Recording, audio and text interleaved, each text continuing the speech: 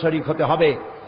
আর 1 জানুয়ারির রাত্রে 31শে ডিসেম্বরের রাতের সাথে মুসলমানদের সম্পর্ক কি আমি জানতে চাই?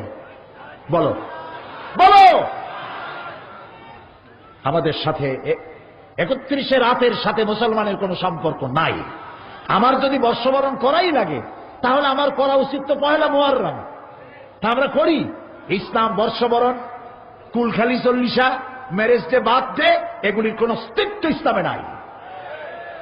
সুতরাং মেহেরবানি করে যুবক এবং তরুণদের বলবো, বড় লজ্জার বিষয় যেই রাত্রে ঢাকা, চট্টগ্রাম, সিলেট, খুলনা বড় বড় সিটিগুলিতে যুবতী মেয়ে লোক, যুবক ছেলে, যুবতী মেয়ে এগুলি রাস্তায় বেরিয়ে মদের বোতল নিয়ে ছোটাছুটি করতে থাকে, আরো যে কত কিছু নষ্টামি ভণ্ডামি করে, যে কথা এই পবিত্র মাহফিলে বলা সম্ভবপর নয়। পুলিশ হয়রান হয়ে যায়।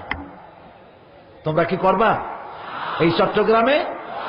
এই চট্টগ্রাম আল্লাহর ওলিদের পদবারে ধন্য হয়েছে, আলহামদুলিল্লাহ বলো।